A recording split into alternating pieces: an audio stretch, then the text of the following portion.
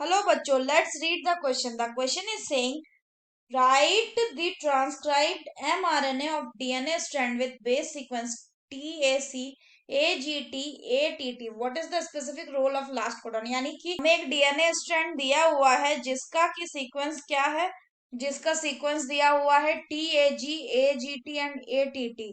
अब हमें इसका कॉम्प्लीमेंट्री आरएनए जो होगा उसका हमें बेस सीक्वेंस लिखना है.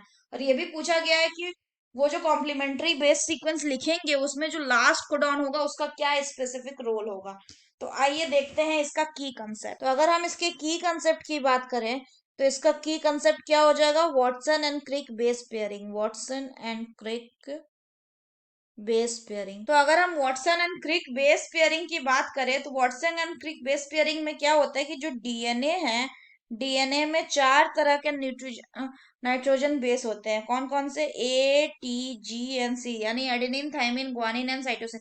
इसमें हम जानते हैं कि जो ए है वो डबल बॉन्ड होता है टी के साथ, और जो सी है वो ट्रिपल बॉन्ड के साथ जुड़ा रहता है. किसके साथ? जी के साथ. तो हम अगर बात करें, यानी ए जो है वो एडेनिन जो है वो थाइमिन के साथ बॉन्ड बनाता है, और जो जी है वो ट्रिपल बॉन्ड बनाता है ग्वानिन के साथ.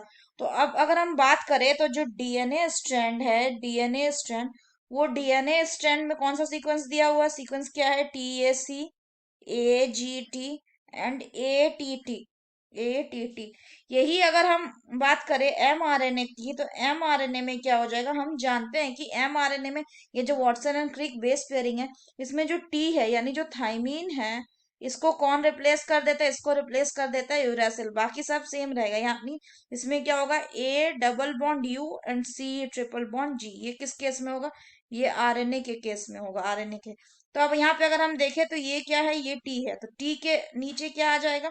एमआरएनए में टी का ए होगा. ए का टी आना चाहिए था अगर डीएनए होता तो, पर ये आरएनए है तो क्या आएगा? यू. सी का जी. ए का क्या आएगा? यू. जी का क्या आएगा?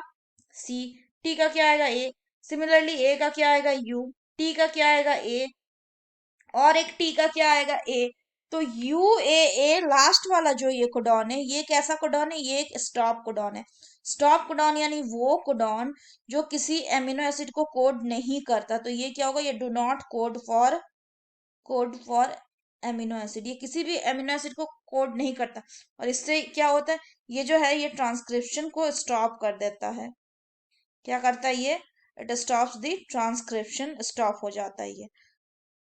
So that's all for the question बच्चों. होप आप सभी को समझ में आया होगा. Best of luck.